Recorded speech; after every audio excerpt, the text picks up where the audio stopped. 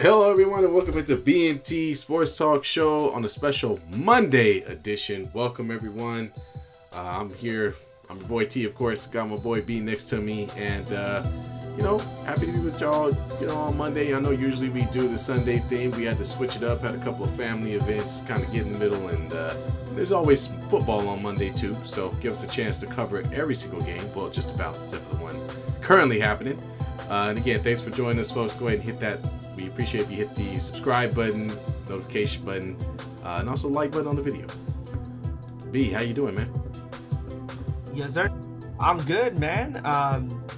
Got through the weekend.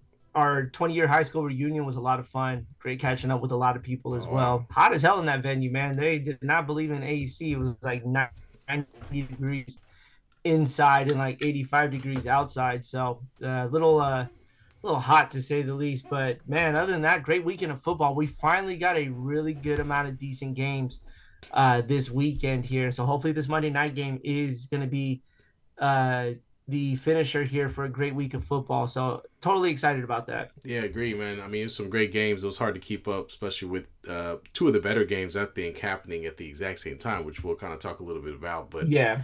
remember, so we're gonna jump directly into the NFL. Man, we got to talk about our team's local team, but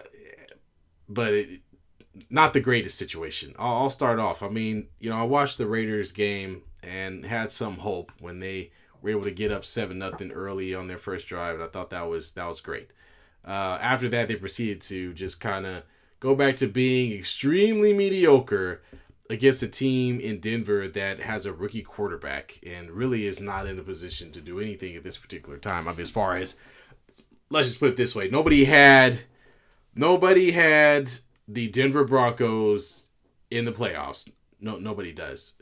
Yet somehow the Raiders found a way to just be, as they've done most of the season, and just be anemic offensively. Like, they can't do anything on offense. The quarterback play was not there. Run game not there. White, who was out this week, but he hasn't really played that well anyway, so I don't know if that would have made much of a difference. And we finally saw the appearance of Aiden O'Connell, which we've been pretty much saying was going to happen for the past 2 or 3 weeks, or 2 weeks, I would say. And it happened today. He got some time, 10 for 20, 94 yards, 1 interception. It's hard for me to get excited about this, folks. I'm sorry. But, B, what's your opinion on it as a Raiders fan? For me, I'm looking at this season as kind of a, it's kind of a crap. It's kind of a crapper at this point. You couple that with the fact that Devontae Adams said he was injured, then demanded a trade, is not going to play in the Raider uniform again. This is looking like a real long season for the Raiders. Yeah, there was a lot of high hope going into the season, and I think all of a sudden you get into week 5 and you see your team's true identity here, and I really don't know what to say. Am I expecting this? Kind of not, but am I shocked about it? Also, not really shocked about it here. Dude, they were up 10-0 to start the game off and proceeded to do nothing for the rest of the game after that. As much as you want to question the offense, the defense is just allowing way too many yards and points to say. They allowed 34 points to the Denver Broncos and a rookie quarterback here. I will give Denver this. They did look great in those throwback uniforms, the orange crush jerseys with the blue helmet and the old school D logo. Hate them. I know that's not something that you want to hear, No. but I mean, it's a throwback. So I actually thoroughly enjoyed it here. But back to the Raiders' point here, Gardner Minshew is not the guy, and now they're about to be put in the same position that they were when they brought in Jimmy G, which is overpaid on a quarterback and got nothing for it to show. And now I think you do have to look at the fact that Aiden O'Connell needs to start now. Yeah. You are just not doing anything offensively with Gardner Minshew. I also would take a look at a hard look at your offensive coordinator as well. Is he doing the most to make sure that you get the best production out of your offense here? Zamir White, you may also need to go get a quarterback here. Zamir White's just not cutting it as a running back one here for you. But I think the biggest problem is Devontae Adams. He does not want to play for this team no more. You faked an injury. Look, you don't go demanding a trade and then saying that you're hurt. You're not Raider fans. You're never going to see him in a Raider uniform again. No, That he's was it. gone, man. He's done. Obviously, obviously, So and look, now, go ahead, B. I'm sorry. I was just going to say, now it's who is going to be the highest bidder for this man here, and the Raiders are going to find themselves in a position where there was all this high hope of kind of getting the season started here, and it has fallen flat on its face here.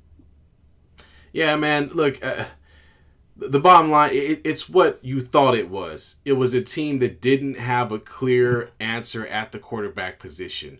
We both knew Gardner Minshew is not. I mean, it's not the guy that's going to lead the Raiders to some playoff run. Aiden O'Connell was a rookie. You didn't have the next quarterback on your roster. And this is what we've seen. We've seen the fact that they just don't have the firepower on offense to keep up with any. I don't think they've scored more than 20 points all season. I'll go back and look. But they just cannot put points on the board. They have a hard time engineering drives. They have no running game to speak of. Remember, you lost you lost Jacobs last year. You know what I mean? Didn't want to pay him up until the last moment. Now he's gone, right? You don't have a quarterback. You had Derek Carr, he wasn't it. You hired an expatriate assistant, which in the NFL, let's be honest, is a complete no because most of them are trash. Because you can't emulate what the Patriots do, and I've said this a bunch of times. You can't emulate what the Patriots do anywhere else except with Bill Belichick. So then he goes and gets all these Patriot people, Jacoby Myers and Garoppolo, thinking that somehow the Patriot way is going to exist in Las Vegas, and it's garbage. Everybody in the room knows that Garoppolo is not the answer. He hasn't been the answer, never was the answer with the Niners or with the Raiders. And so it's just bad decision after bad decision for this team. And it's getting to the point to where it's almost like just take a dump on the rest of this season and go get to the draft and start thinking about drafting Arch Manning in 2 years, because you don't have the answer and you're not going to find it. You might as well throw everything in the blender and try to start it over. I'm sorry. Unless Aiden O'Connell comes out and shows himself to be a more than capable quarterback, and if you look at and keep in mind the wide receiver staff you have right now without Devontae Adams, they ain't the greatest. You got a few guys with Myers and Trey Tucker who shows a few signs of being able to get it done. You got Bowers at the tight end position who will continue to grow. But at this point, it's time to go to the draft, my man. I mean, it's time to look on to the future, because this team is not winning anything, and they're going to continue to be a dumpster fire as we go forward, man. So it's trash, dude. It's trash. I'm not trying to be rude. I'm a Raiders fan, but I got to be honest. Like, I don't see a situation where the Raiders are in the playoffs this year. Yeah, it's not getting easy schedule wise for them. Their next game is at home against the Steelers, who, uh, a top team in the AFC at the moment. They catch a break with the Rams, who are just talk about teams that are underperforming. Yeah, they're crap. The Rams are right there as well. Then they get the Chiefs. Maybe a win against the Bengals. I don't think that's going to be an easy game, though. No. You got the Dolphins, Broncos, Chiefs, Bucks, Falcons, the Jags. There's a couple of breaks in the schedule, but when the Raiders had those breaks early on in the schedule, they didn't capitalize on it. No. Losing to the Panthers is kind of a tone setting of how this season was about to go. And It carried on into the next week with it as well here. They barely got by beating the Browns. That still wasn't a pretty win. You would hope that you would build momentum off of that win and proceeded to play worse than what you did against the Browns against the Denver Broncos here. So, look, Antonio Pierce is going to have a pretty hot seat considering what you were trying to build. Now, maybe kind of overhyped it with the way that it was being built is one thing. But, again, you have an opportunity to put something together and make this season that much better. And it all started by failing at the quarterback by getting Gardner Minshew. Maybe there was a bit of a better option out there for you, or at least trying to go out and get Kirk Cousins. away from Atlanta. So there were options available to settle on Gardner Minshew. It was like that was a big roll of the dice, and it's a crapshoot at this point. Absolutely, man. And again, I wish the Raiders the best. Obviously, they're my team. I want them to win, but at the end of the day, you got to be realistic. And man, they're about two more losses, three more losses, and the season's over. So let's move on from the Raiders and them just inadequate overall to a game of the week almost between the Baltimore Ravens and the Cincinnati Bengals. The Bengals came out looking for blood. They wanted to prove themselves against one of the top teams in the NFL, and boy did they. Even though this game went to overtime, and really came down to a missed kick in overtime by the Bengals that actually lost them the game. Otherwise, this probably would have been a Bengals win, but they didn't get it done, and the Ravens come away with a tough win and go to 3-2. Man, I watched this game. This game was back and forward. It was a really great game. Yep. Both teams made great plays overall. Lamar Jackson looked like a stud out there. Let me pull up his stats. 348, 4 touchdowns. Absolutely was blowing it out the water. But then Joe Burrow, 392, 5 touch TDs and 1 pick. So, man, I mean, this was one of the better games I've seen all season so far, especially for a Bengals team who's struggling and really just went to 1-4 after this loss. But B, you a Ravens fan? Tell me about it, man.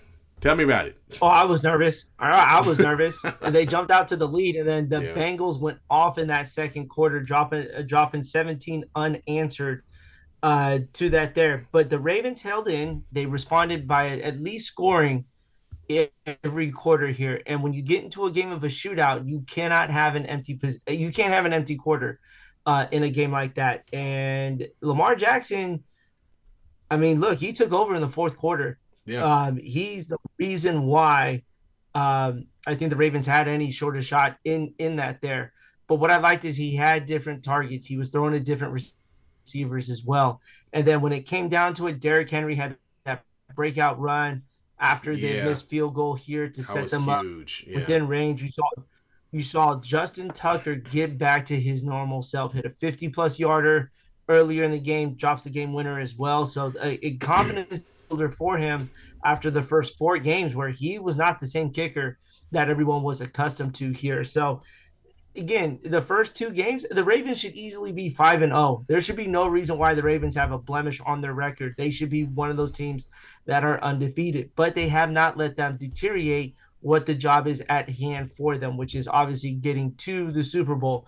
So again, I'm very critical of Lamar Jackson. This was one of his better games. Yeah. But this needs to be on a consistent level going forward here. But this was a very big win because of the fact that they allowed the Bengals to just have their way in that second quarter, and they returned the favor in the fourth, but they were able to maintain what the Bengals were doing, because as much as the Ravens scored in that fourth, the Bengals dropped 14.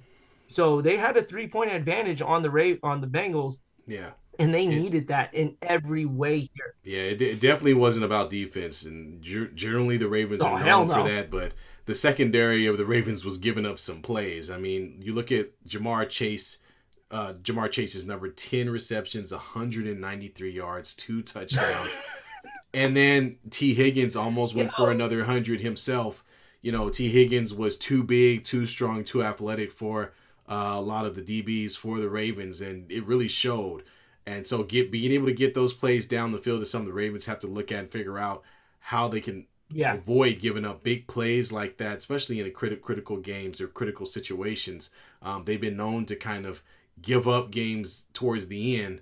In this case, they kind of fought from behind. So really, I think what we're looking for from the Ravens, you can disagree with me, B, is a game where they show themselves as being the best team through the entire game, instead of sort of being the team that's in the lead and gives it up, or being the team that's fighting from behind. We just haven't seen a dominant show from them quite yet, but it's still early in the season, and they're 3-2, so it's all good. But if we're going to talk about a team winning or being in the Super Bowl, then they got to find a way to show up a little bigger.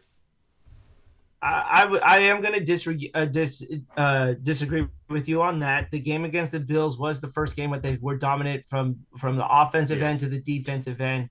You know, they really handed it to the Bills, beating them 35-10. But this was one of those games where, yeah, it was a tough game for them, and it was a test of their demons, to say the least, of giving up leads and not being able to finish the game. They came out and they finished the game, couldn't get it done in the first overtime, and they fumbled in overtime. So it wasn't even like they literally gave yeah, away that possession, yeah, but fought back. You need a break every once in a while. They got a missed field goal, which was a big break for them there.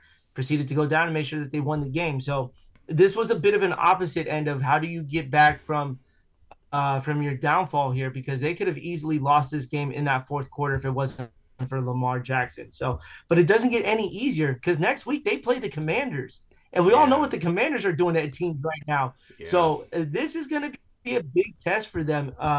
Yeah, I can't believe I'm even saying that, but it's 100% true. So, uh, take this win for what it is. Get healthy, get right, because you got a really good Commander team coming in, led by Jaden Daniels, and it's going to be another shootout. This is going to be one of those games where it is going to be a gunslinging game. Yeah, especially when you're talking about defending the D ball, Jane Daniels can for sure get that done. So they gonna have their hands full next week for sure. Yep. And Uh, we got Papa J in the chat going, "What's the word, fellas?" Well, we're going to talk about your team right now, and that was the San Francisco 49ers, who Tough.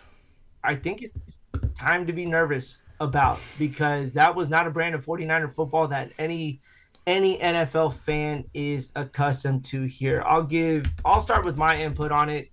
Um, the lack of execution right now, especially in the red zone, is disgusting.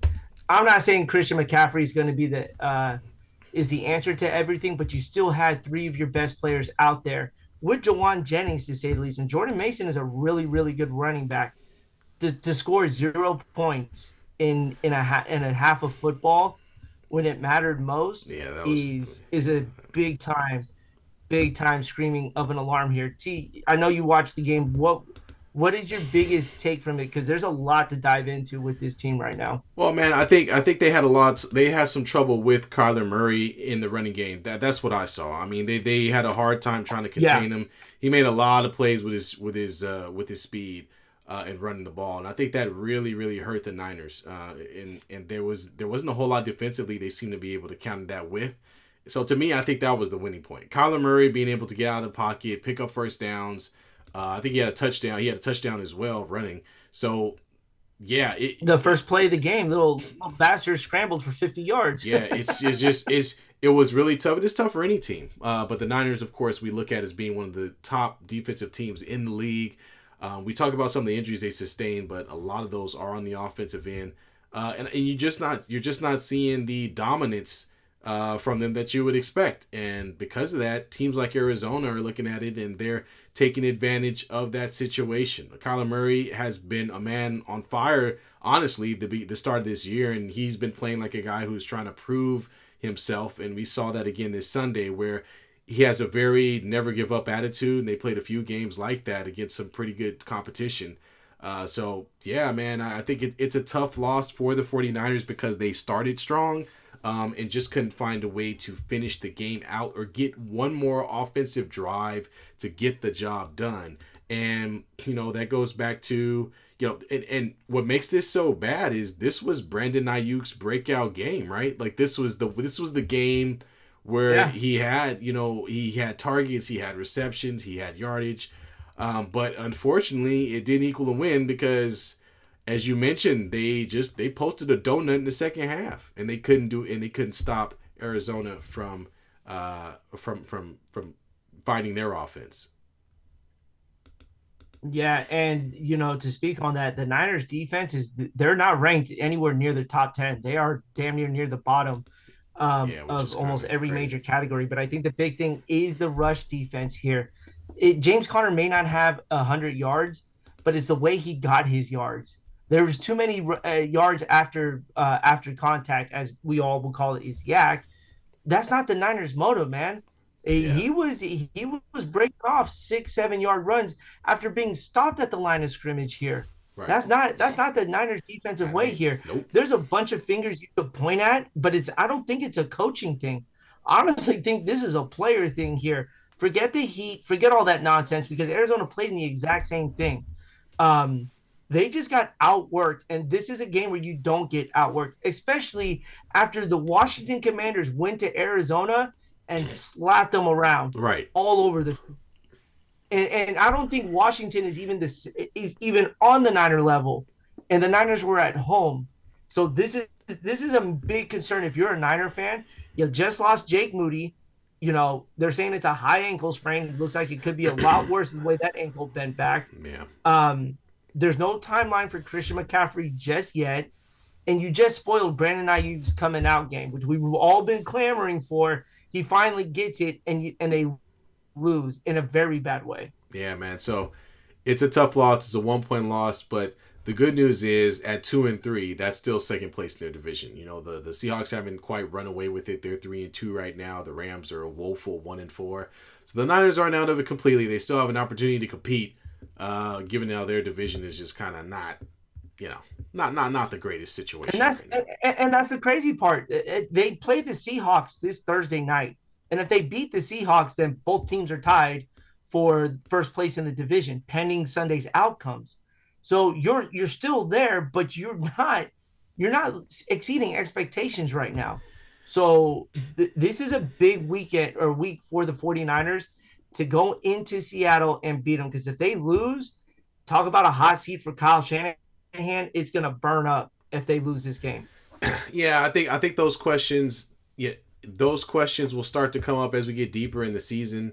This one will definitely hurt if they lose, because of course it puts them at 2-4. But like I said, if you can get 2 games in a row, you're right there. I just don't feel like their division's that strong where you can count them out just yet. Give it 3 more weeks and see if they are. If they lose the game and win the next 2, they still might have an opportunity to be near the top, depending upon how Seattle plays. So we'll see, man. We'll see. B, we got to get caught up on the chat. Man. Go ahead, brother. Yeah, man. So Papa J in there talking about what a disaster. And I'm sure he's talking about the Niners. He mentions the Madden curse, which is a for real thing, because McCaffrey was for sure on that cover, and that is not working out at all. Players need to take note that they should stay off of the Madden cover. If you get a call from EA Sports, just hang up the phone. Don't do it. And then Papa J with Kyle is not implementing the run enough. You're right. There was no execution out there, and all of that I blame on the coaches. Yeah, I mean it's tough. They're in a tough position for sure. You don't have your main player. You don't have McCaffrey out there. You've got your backup who's been pretty darn good. If throughout the season thus far with Jordan Mason. But you're not able to run the offense like you normally would. You have to remember how much of the load that McCaffrey offensively was carrying for this team, and you'll find your answer to why their offense isn't quite as great. Yeah, and I think the other thing too was that pick by Purdy to end the game. You had 6 guys in the box and no one to pick up that extra rusher, and that's why it was a free rush at Brock Purdy. He took a solid shot to the same arm that he just had surgery on too. That was rough. Hopefully nothing comes out of that as well. But again, that's the execution part. The Arizona dialed up a blitz, knowing that there was no one to stop that extra rusher here. So again, execution part, that was terrible there. And then we got Josh. Thanks for joining us. What we got from Josh here? Thanks for joining us, Josh. Josh is saying, do I trade Addison and Kraft for AJ Brown? 12-man PPR roster. 12-man PPR. Allen, Etienne, Henry, Flowers. Tyreek's your problem there. Addison, Downs, Jennings, and Lockett. What do you say? I don't think you trade for AJ. I don't think you trade for AJ Brown because he hasn't even played yet. He's still. Last time I checked, he was still hurt. No, he's still hurt. And Addison, I think, has been relatively good for the Vikings. I don't know. What's your? We got Downs, Jennings, and Lockett. Lockett, yeah. I don't know, man. I Yeah, think that's Lockett hasn't had a good start to the season. no, but I don't know. I don't know. I don't know if the problem with the Eagles. Then maybe AJ Brown does cure some of that, but if you watch how they play, man, Jalen Hurts just don't look like the same guy. I don't know if AJ Brown coming back may solve some of that for them, but they're turning into a losing team. So what is he going to walk back into? I think is the question. That was a good one. A losing team. And then Papa J, Arizona balanced their offense very well from passing to running. They took the air out of our defense, but that's what you want. You want a balanced attack because then a defense doesn't know how to prepare for that. Because if they stack the box, they go right over that box there. And then the only thing that 49ers have going for them is a weak division. Yes, 100%. Yes, yeah. We talked about it. They beat Seattle. They're back in first place, or at least in a tie for first place. But you can't count out Arizona. You still can't count them out because they show these signs of greatness here. And especially if the division is going to get this weak, that's a team I'd be afraid of. The only team I'm not worried about if I'm a Niner fan is the Los Angeles Rams. They suck. They're big time here. So I don't think you have much to worry about with them. But with Arizona, the way that offense plays, all it needs is the defense to turn around. And the defense kept them in that game because it got out of hand quickly for them. But their defense turned it up, and they were able to hold the Niners to nothing at that point. So if they can find a way to balance that out, Arizona now becomes a threat in the NFC West here. So, again, win Thursday, get back to a comfortable level, but you can't get too comfortable knowing that Arizona is one win away from having a three-way tie for first place and leapfrogging the Niners because right now they have a one-game advantage over them. Yeah, we'll see, man. But you hit the nail on the head. It's when you put yourself in this position, every single game becomes that much more important, especially when you consider yourself a challenger for the Super Bowl. So, let's jump into some games around the league. I know we talked about some games that were pretty good. I think the one I watched that was very good was the Houston Texans against the Buffalo Bills. The Houston got a field goal off at the end of the game to seal it. And this was a good game, I think, on both sides of the ball. There was some good offense, but there was also some good defense as well from both of these teams. Kudos to, let me just pull up the stats real quick, but kudos to CJ Stroud, who's continuing to grow. We know the Houston Texans this isn't the final version of the Texans. This is a young quarterback. They progressed and grown year after year, but this kid has been killing it. He's had some struggles as well, but the addition of Stephon Diggs has been huge. Diggs had a really good game. I thought Nico Collins was off to a great start, but unfortunately got hurt and missed the remainder of the game. And he finished 28 for 38, 331, one touchdown, one pick.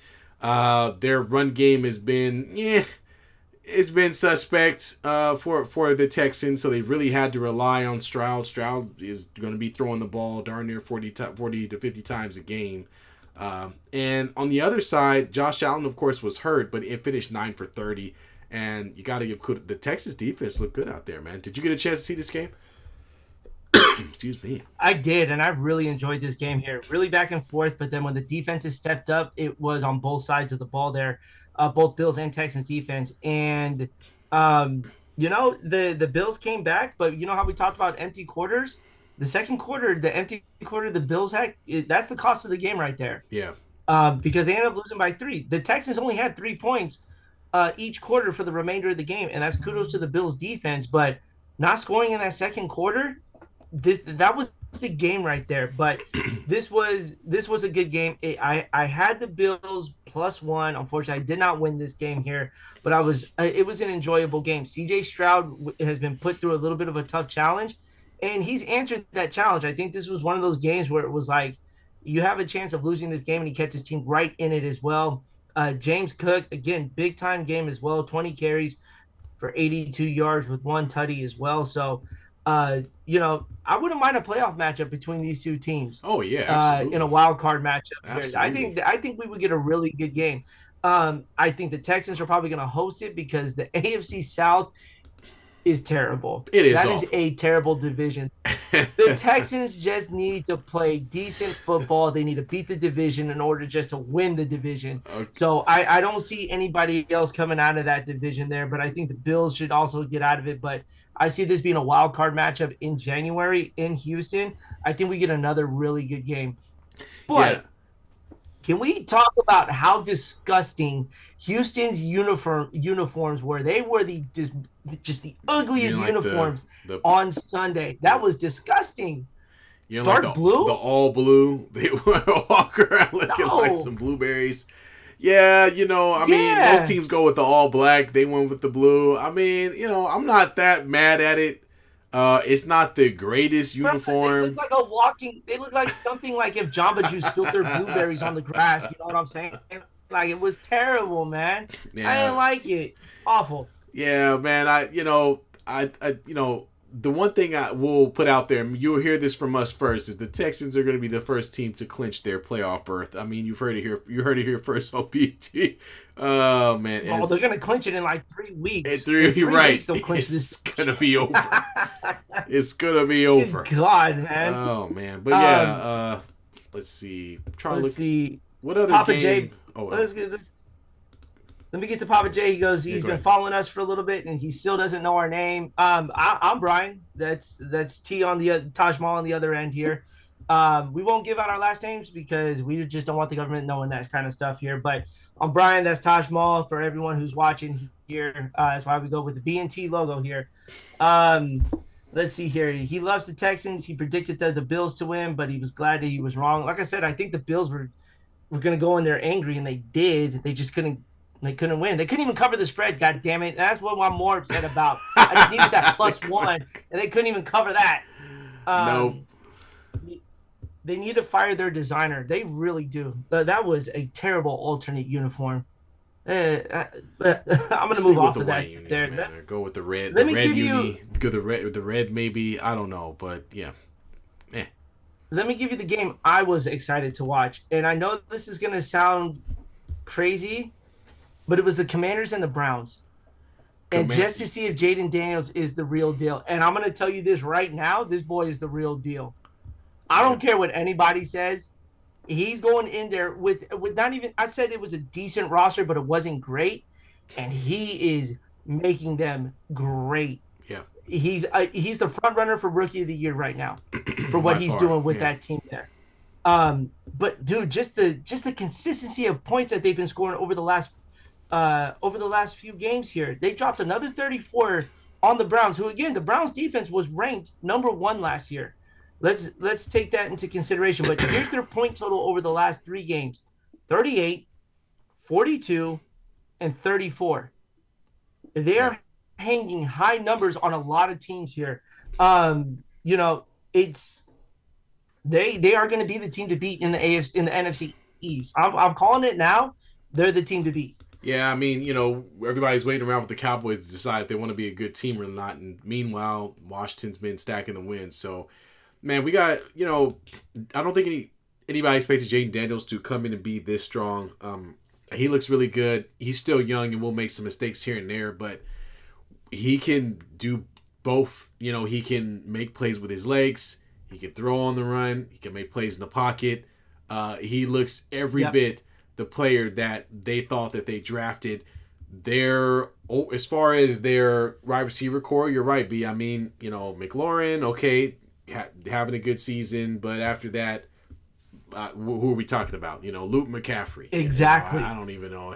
You know what I mean? So I'm gonna give credit to Luke McCaffrey. He was a great player at Duke, and he's showing his versatility here. Yeah. But it's not something that you're gonna sit there and go, yeah, that's a name that I'm just screaming about. Not at all. That offense is decent, but it's not great. And you're like you said, McLaurin is the only name that you can announce that is familiar to that team.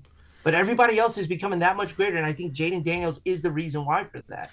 Yeah, I mean, he's making up all their offense, man. He had 82 yards. He led them in rushing and in passing, so he's doing it all for them. But we can't talk about this game without talking about the inner thigh tickler,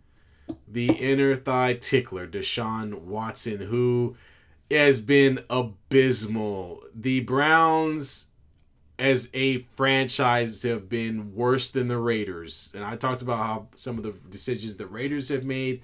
Well, the Browns have one up them, and by bringing in Deshaun Watson on a $200 million contract when he was in the midst of a legal battle and is continuing to fight those battles as we speak.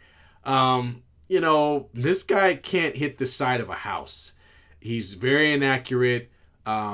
He's been under duress. I'll give him some props, but Amari Cooper hasn't been the player he could be. David Njoku comes back and gets one pass after being a Pro Bowl tight end, mind you. And it's starting to look like it's over. And we said this last year. Last show. Look, if people are asking about Jameis Winston, this thing's done. Because Jameis Winston has been terrible for years. Deshaun Watson needs to get a swift kick in the butt out of Cleveland. They need to start thinking about another direction at quarterback. Well, not only that, but their offense is just, I could throw up and score more points than this. The Browns haven't scored 20 points all year. The one win they have, they only scored 18. They can't get past, they barely struggle getting past the 16-point mark. Yeah. They lost 33-17 to the Cowboys.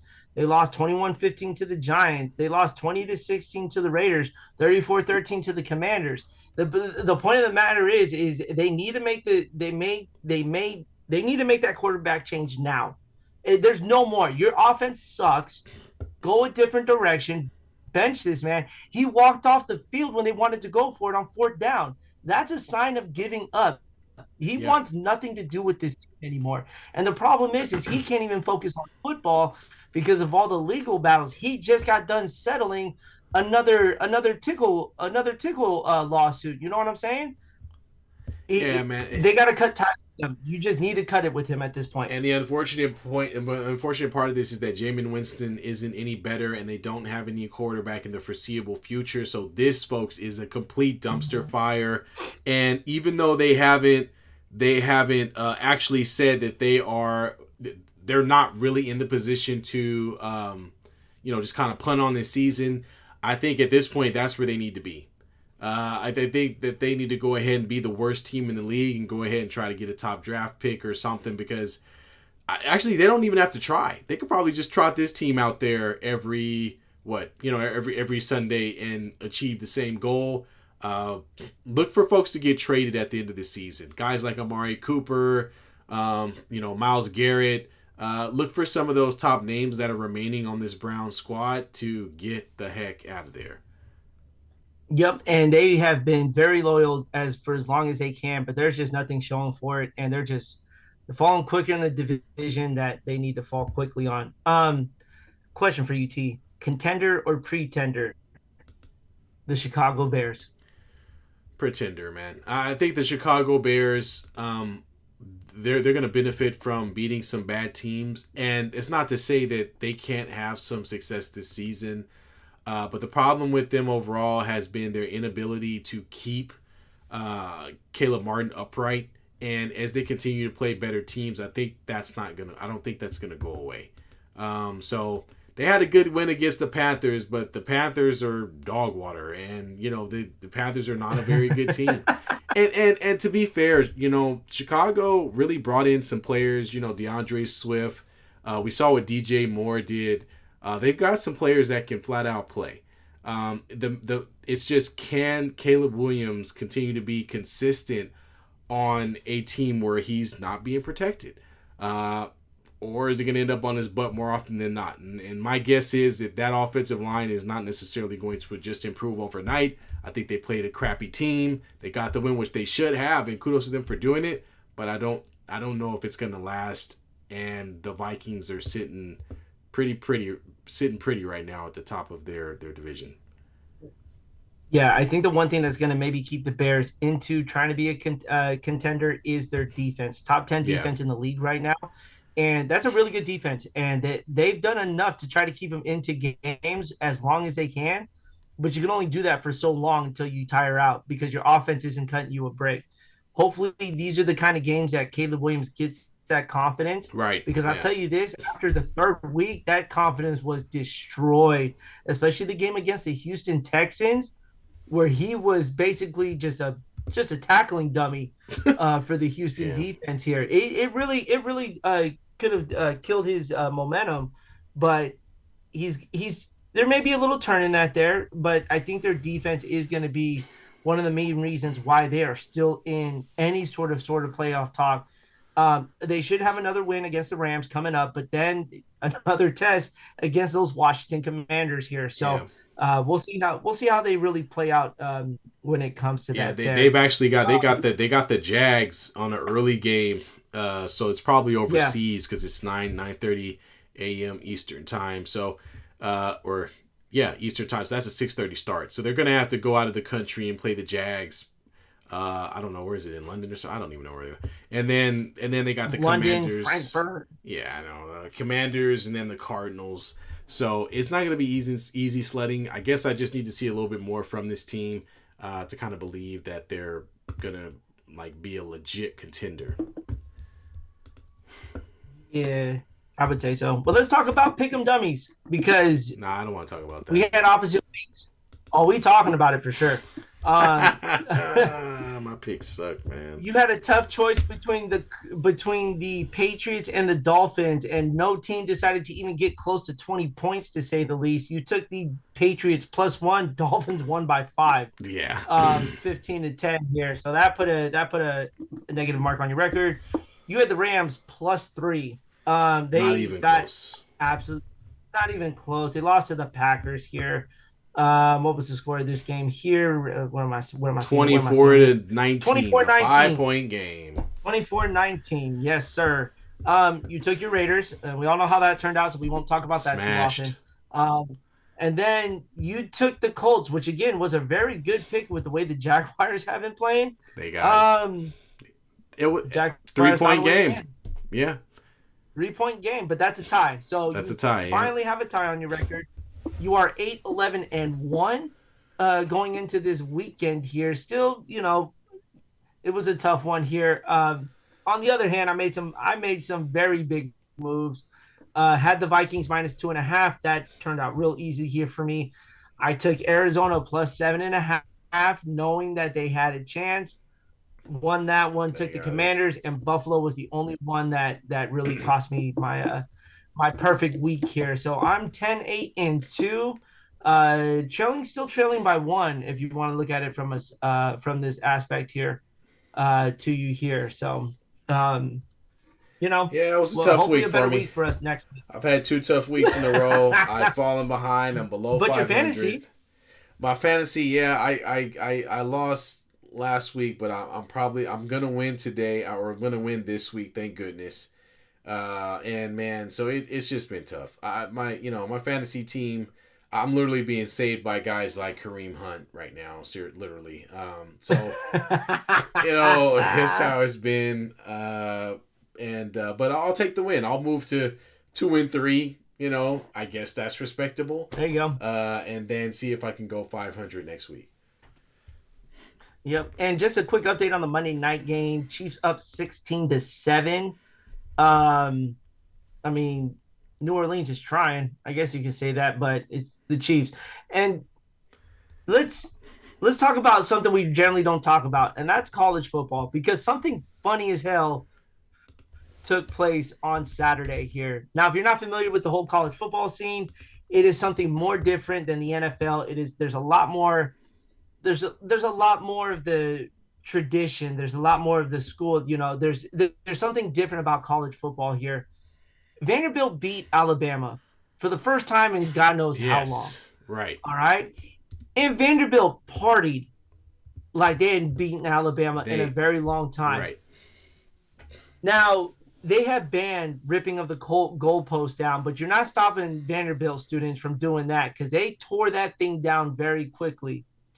Instead of leaving it where it was, this school decided to walk 3 miles downtown to chuck this goalpost into the river. They threw it in the river. Yeah, man. I know you caught a little bit of it there. I know you kind of kind of watch college football here and there. Yeah, When a you little bit. see something like this, what is it? What do you think of here when these kids are just sitting there just saying, hey, you know what? Like, what comes to your mind that you want to take a goalpost and just throw it into the river You after know, a big win? there's always something, right? But that's an OG thing of getting on the goalpost and tearing the goalpost down. I mean, we've seen similar things like that before. What makes this one special is the fact that they were able to, one, find a logistic way to get that entire goalpost out of the stadium. I want you to think about that for a minute. How do you realistically get a goalpost? You know how big a goalpost is. How do you get that thing out of the stadium? So I want everybody just stop and think about that. They found a way to get that done. So that's number one. That was what was most amazing to me is how the hell they getting that thing out of there, and they did. And then, excuse me. And then after that, the fact that it was such a big win that no police officer in sight or anyone in the place of authority was going to stop this group of college kids from dragging this thing through the street. Again, folks, this is a goalpost. This is not a small thing. They would have been better off carrying a car. They carried the goalpost all the way down the street. And then we got to give them credit for having the strength and fortitude to carry the thing for 3 miles to a river. And they did this all without anyone dying or getting hurt. That is a testament to this group of Vanderbilt college kids. They're the best. They're the best. There must be some academic success at this college because these students systematically figured out an equation I don't even know how they did it. The amount of engineering smarts and physical prowess to get that thing done. I got to give it to them. Good job, man. You guys got it done. Good job, Vanderbilt. You know what the best part is you can see videos of this goalpost just making its way downtown, and then the cops behind it just letting this all happen. Like, I get it. They didn't do anything wrong, but the fact that you're on the beat and you're like, man, what are you doing? I'm just watching a bunch of college kids take this goalpost and throw it in the water. The best part was they grabbed tow trucks to get it back out of the water. Right, because they need it for the next game. Right. Hey, but check this out, man. And even more kudos, even still, because Philadelphia won the Super Bowl, and the one thing they could think to do was eat horse poop. These guys got an entire goalpost out of the stadium. So, again, huge props to the Vanderbilt college kids for doing the impossible. Kudos to them, man. And then, speaking of athletes in college here, everyone needs to tune into Alabama. I know I don't even like tuning into Alabama, but keep an eye out for this kid, Ryan Williams. Yeah, I he watched is him last 17 years old. 17 years old playing college football. Now, look, I know that's not a big thing to say, but it's there's never been a kid that young playing college ball. Let me tell you what he's doing right now. In 5 games, he has hauled in 544 yards, 6 touchdowns. He is averaging 108 yards a game as a 17-year-old freshman in college football. If you get a chance, if Alabama is on the TV, watch him, because he is going to be the next. I told you guys about Marvin Harrison Jr. All right, just be on the lookout for Ryan Williams here. He is that kind of talent, to say the least here. I'm the one thing that also happened in college football, and this is for us local people here, College Game Day, a staple Saturday morning, came out to Cal Berkeley because Miami made the East Coast to West Coast trip to play the Cal Golden Bears in Berkeley, and Cal students showed up. Let me tell you how they showed up. These fools were there at 11:30 Friday night. The show doesn't air until Saturday morning. And these people were there. Now, there was talks about how they, maybe wouldn't have been the best crowd to be around. And you also know that going to Berkeley, it could be very controversial at times. A lot of protests, a lot of freedom of speech there. Yeah. The signs that they had at college game day, and that's kind of the staple of these kids making the signs. Let me tell you some of the signs these kids made, and they were calling out Miami too. One side said Miami's playbook is shorter than my syllabus. The other one, The smart jokes from Cal Berkeley, you gotta love it. and they are hilarious. The other one, Miami cites Wikipedia. There was one sign that said, I thought this was a protest. See, this is the type of smart humor you get from Cal Berkeley and, the Bay overall. So I can appreciate that, man. I can definitely appreciate that. Here's another sign. I only do lines of code. Right? Only Berkeley, man. Only Cal Berkeley. When you got smart kids, the jokes are different, man. Here's another sign. You people are blocking the library. And that's only because it's only because Cal's in the middle of midterms right now. And everybody's trying to study, and then here comes college game day just causing this ruckus. That's hilarious. Hilarious. Here's another one. Too busy with midterms, no time to do a poster. That was another good one here. I thought, here's a good one here. You ready for this? Jaden Ott, wide receiver for the Cal Bears. They had a sign that said Ott for Heis person.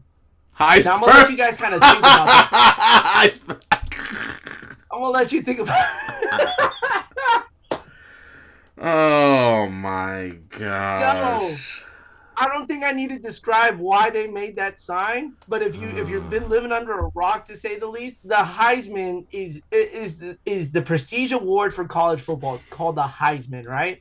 But in this day and age, if someone made a sign and said the Heis person, I'm not gonna get into it, but as a Stanford guy, I love my team, but what Cal did on Saturday was just it was perfect. I kudos to Cal for showing up. Some of the best game day signs I had ever seen in a very long time. You had a kid in Vans kicking a field goal for $100,000 from 40 yards uphill and kicking it through the uprights. Oh my. Like everything about that day was perfect for Cal. But as a Stanford fan, the best thing about it was watching them give up a lead and losing that game later that night to Miami. So I at least have that to have. But kudos to you guys for absolutely coming out for college game day and putting the Bay Area on the map. That was fun. That was great, man. That's great. Well, and nothing's better than stupid smart jokes, man. That's the best. That's the best. Oh man. Yeah, man. Last sign here. Someone had a sign that says if you they like I said, they showed up and showed out. If you or a loved one attended the 2018 Cal versus TCU Cheez-It Bowl game, you are entitled to financial compensation, courtesy of Jared Goff, Aaron Rodgers, and Marshawn Lynch LLP. That's funny, man. That's crazy. Yeah, man. People kind of forget that was a crazy pairing there with Marshawn Lynch and Aaron Rodgers on the same college team, man. God. That was great, man. That was a good showing by them. Although they lost, that was even better. But kudos to that. Because hey, man, we live on the West Coast. Like no one takes college football serious on the West Coast. No, it's not the same. Yeah, we're not like Crimson Tide, Roll Tide. Screaming our heads off, about to poop on ourselves watching a football game. We generally kind of show up, have fun, talk a little bit, and go home. Yep. Papa J says, shit, we need that kid to be our kicker for the 49ers. We have no kicker right now. The Niners are trying out 4 different kickers. I'm surprised they're not having an open practice for this kind of thing here. Just go for it on 4th down, baby.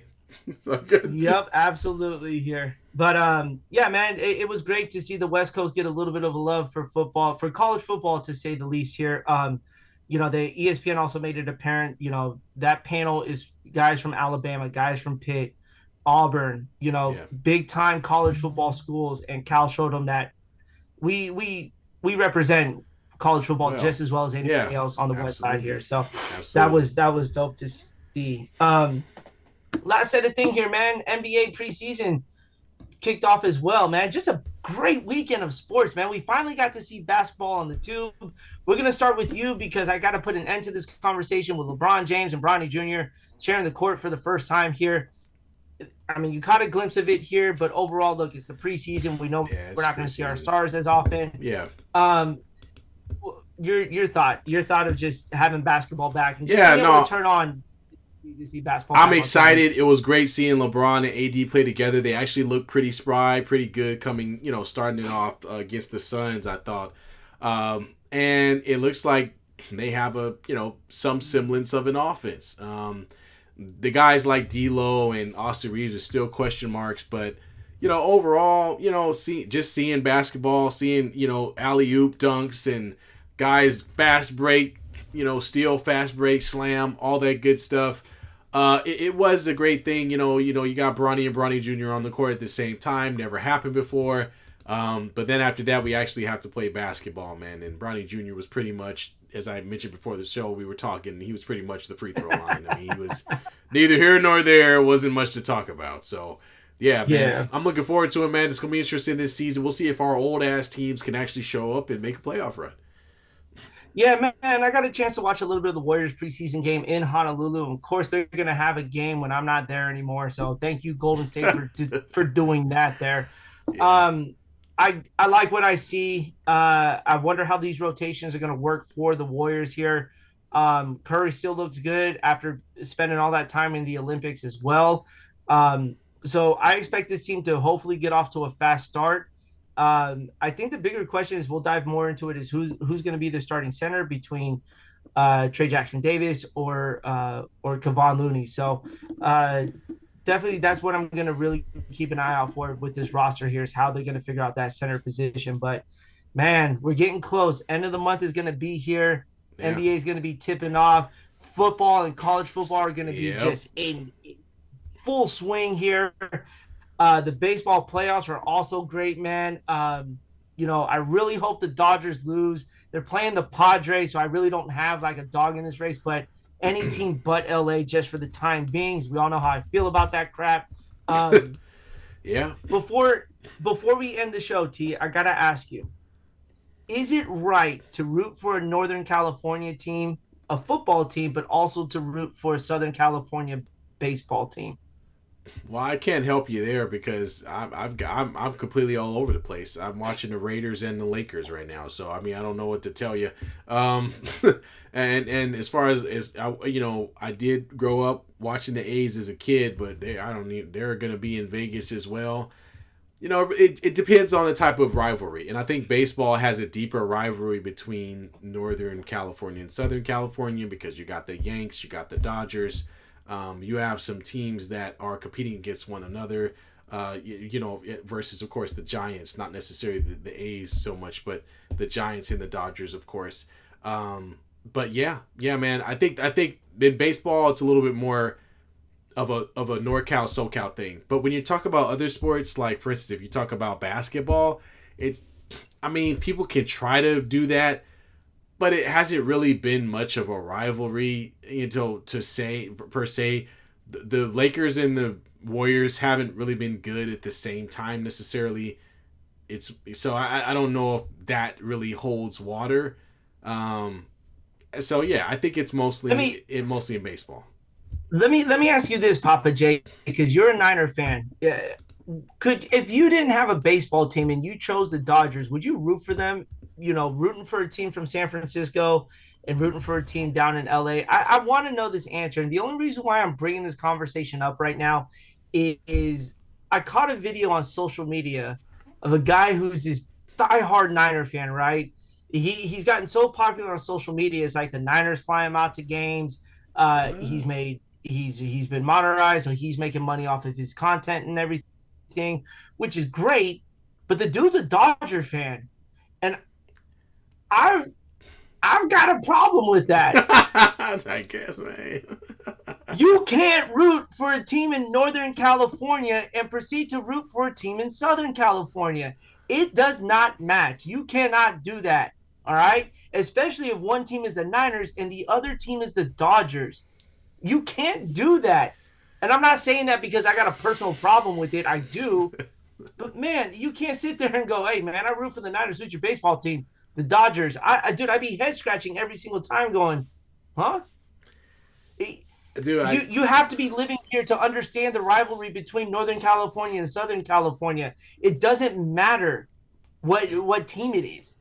You just don't do that. I'm not rooting for the Lakers and then rooting for the Giants. It doesn't work. Like it makes me throw up just even thinking about something so like that. Like, bro, you can't. It's a terrible look. There's some deep-seated, hate going on here with the NorCal SoCal thing, and it is a real thing. And like I said, mainly in my from what I can see is mainly like your Dodgers and Giants thing that you got going. But like I said, man, I don't know, man. Outside of that, it's hard to say. Like for football, what SoCal teams you got left is you got the Rams, you got the Chargers. Those fan bases aren't strong enough to actually have a rivalry with any other team, with like the 49ers or something, in my book. And it was the Chargers. Most of it's divisional. It was the Chargers against the Raiders. So I don't know. It doesn't seem that weird to me. I'm looking at it from a geographic standpoint, man. Like, it just doesn't make sense. It just doesn't. You know what I'm saying? The word LA never gets said up here in SF. Like, it's just something that doesn't exist, and you can't even have a household that has an LA symbol and an SF symbol. Like, it doesn't work.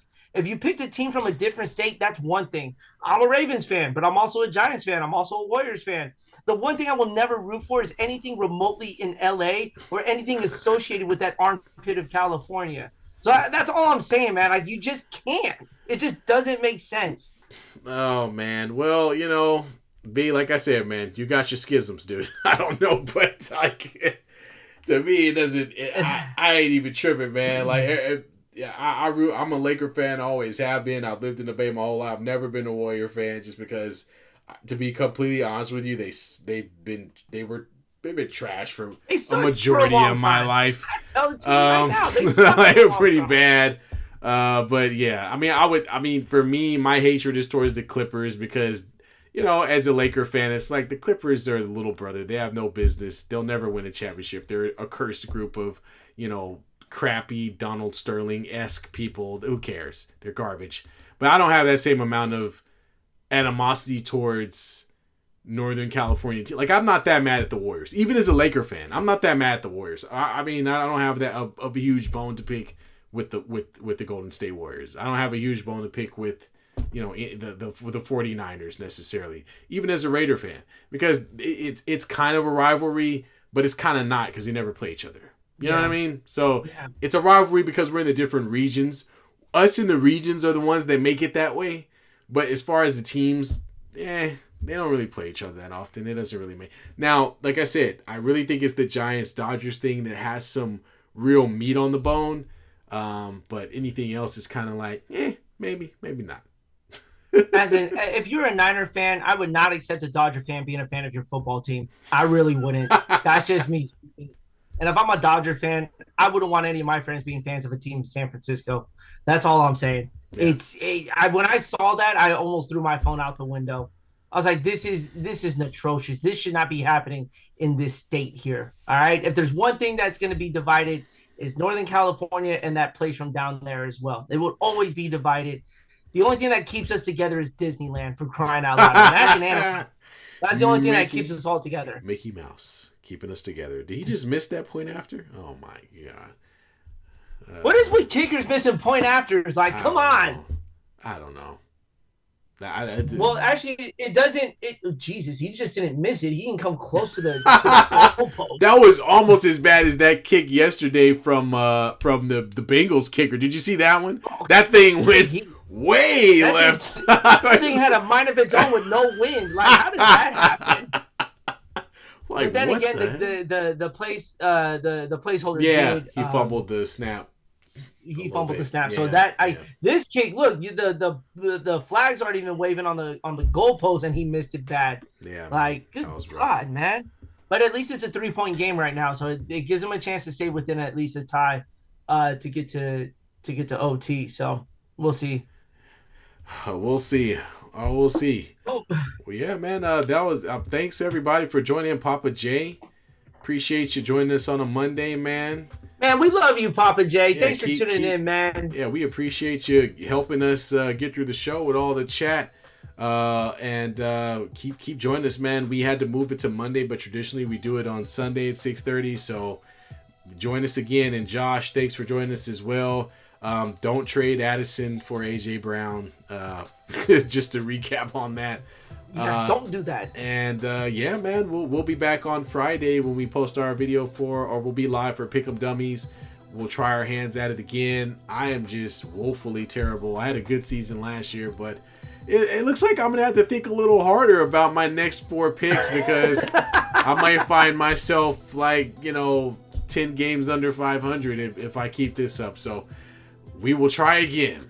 Yes, sir. Absolutely. Yeah, so y'all, we'll be back Friday live around 9 p.m. or so. We'll be back on that also next Sunday, 6:30 p.m. Pacific time. So join us, like the video, subscribe if you haven't already, and hit that notification button.